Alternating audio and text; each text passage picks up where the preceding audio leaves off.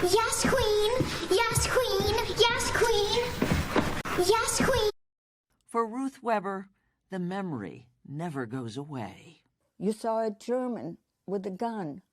And my mother would say to me when we passed by, don't look, because if somebody sees you looking, they'll shoot you. Her mother survived. Her father did not.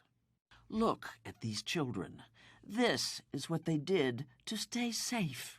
One of the places where we had made ourselves little places where we could squeeze into was the barrack. One of the barracks next to us had the skeletons. So you'd hide between the bodies? Yes.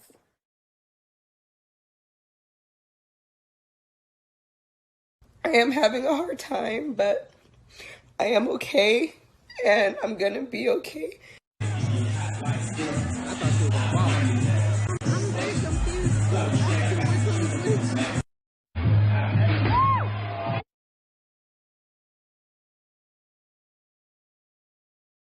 I pretty much broke my jaw, and I have to have surgery on it tomorrow.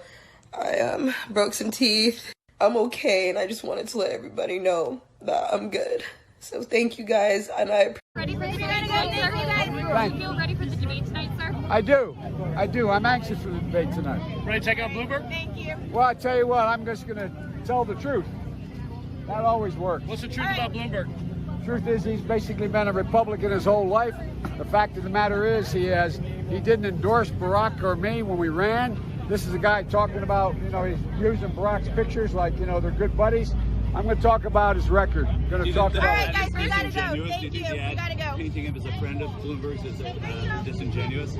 Mildly. All right, thank you. All right. Thanks, man. Thank you, Jeff. Thank you. Florida Congressman Matt Gaetz has been one of the guys in the White House and one of the White House's strongest and most vocal supporters since day one. Please welcome a man who has obviously never watched The View, Congressman Matt Gaetz. Hello, how do you do? Thanks for having me. Thank you. You have watched? I do watch. You guys make news every week. Every day. We are the big political show. I was just wondering if you were wearing black as a consequence of, the death of the political left in the debate last night. It was quite something to observe. Don't count the dead yet, the bodies. Let's give it a little time before we count. Well, Joe Biden, at least. I mean, I was hoping that maybe Whoopi's bell could wake up the Biden campaign if you hit it. I thought he was actually, he didn't do any harm to himself last night. What state's he going to win? I mean, this is a man the fundamental premise of the Biden campaign is that he's electable and he can't seem to win elections. So now you have socialist Bernie Sanders against Bill. It's really important, though, to get into this isn't just about right-wing conspiracies or something, far to the left, because just yesterday, Mike Bloomberg's campaign played a doctored video from the debate. His campaign posted it. I want to share it. I'm the only one here that I think that's ever started a business. Is that fair?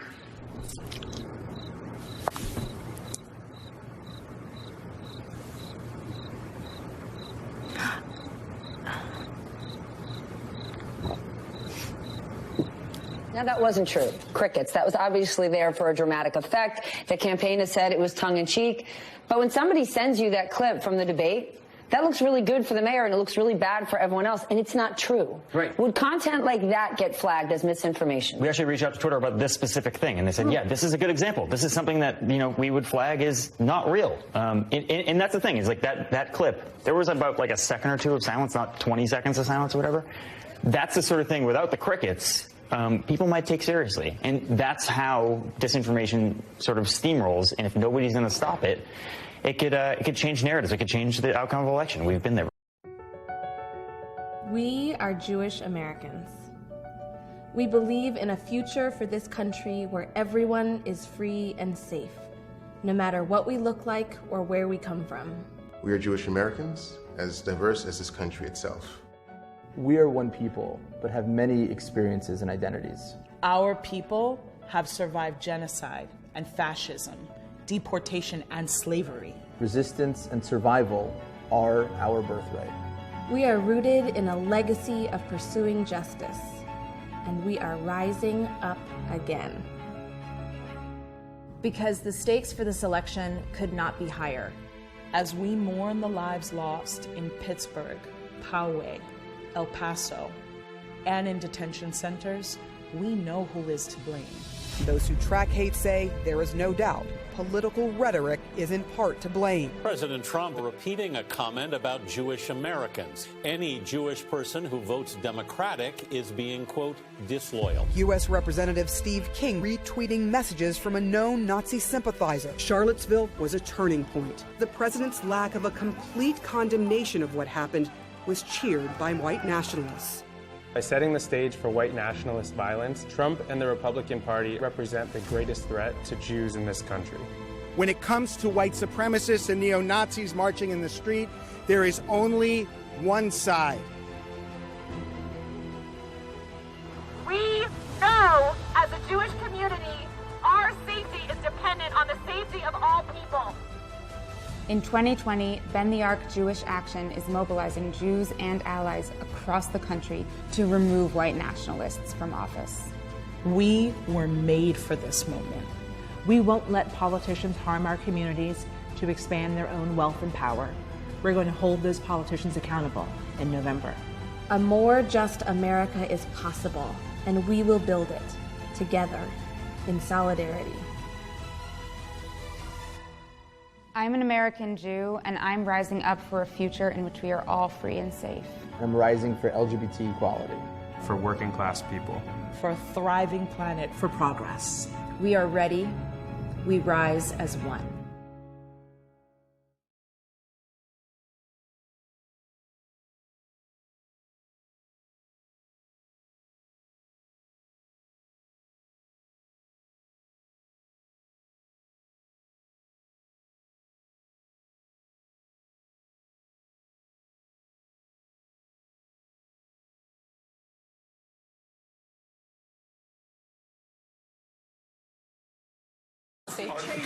Just to me. It is your policy. Thank you. It is my policy, and I'm very proud of that policy. All right? What we need to do to deal with this grotesque level of income and wealth inequality is make sure that those people who are working, you know what, Mr. Bloomberg, it wasn't you who made all that money. Maybe your workers played some role in that as well. And it is important that those workers are able to share the benefits. Also, when we have so many people who go to work every day and they feel not good about their jobs. They feel like cogs in a machine. I want workers to be able to sit on corporate boards as well so they can have some say over what happens to them. I know you've taken yourself out of the 2012 presidential race, but another New Yorker may be getting in, Donald Trump. What do you think? America's a wonderful country. Everybody that's born here and is over 35 has the opportunity. I know Donald Trump. He's a great guy. He doesn't do everything he says, but he sure tries, and I'm a big fan of Donald Trump. Think he's going to run? I have no idea. You'll have to ask Donald. Tell me why you started the debate with that point of view, that attack line. I think it's important for people to know exactly what Michael Bloomberg has said and done. You know, he wants to smooth over it all and say, oh, but I treated some women nicely. Yeah. And that just doesn't cut it. It is important to know who this guy is, because understand this. This guy is a threat not because he gets out and shakes hands with people and people think he has some really great ideas. He is a threat because he's already dropped $400 million in this campaign.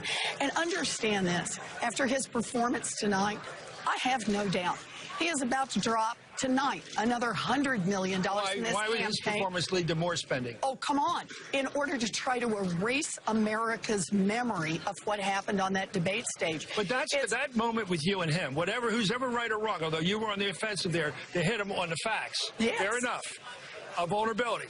That is going to be replayed in every affiliate around the country. That's going to be around tonight on local news, the late news. It's going to be on our networks and other networks for days, if not weeks.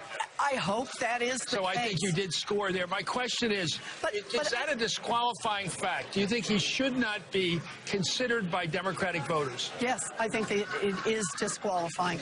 How can we say we want to trade our arrogant billionaire for your arrogant billionaire, especially when this is a man who has treated women so badly? You know, can we please keep in mind how important women have finally, we have been acknowledged to be important in electing our... I wouldn't be surprised if many of the candidates on the stage tonight were losing staff to Bloomberg because he's offering 150 to 200% of what the market rate is essentially at every level. So it's not just the advertising. I think people think about him. Oh, they're talking about, yeah, he's buying up all the ads. He's buying up all the talent in the Democratic Party. I've heard that that's actually causing some problems. People trying to run for state senate and stuff like that. It's they really can't hurting actually, down ballot candidates, can't even. What I've heard. But they have to want to work for him, right? Or is the money enough where they're just going to work for him just so that they get through the cycle? If you're a political operative, I mean, you work for a lot of candidates, yeah. Yeah, really. Wow. Senator Warren, you've been critical of Mayor Bloomberg on this issue. Yes, I have, and I hope you heard what his defense was. I've been nice to some women. That just doesn't cut it. The mayor has to stand on his record, and what we need to know is exactly what's lurking out there. He has gotten some number of women, dozens, who knows, to sign non-disclosure agreements, both for sexual harassment and for gender discrimination in the workplace. This is not just a question of the mayor's character. This is also a question about electability.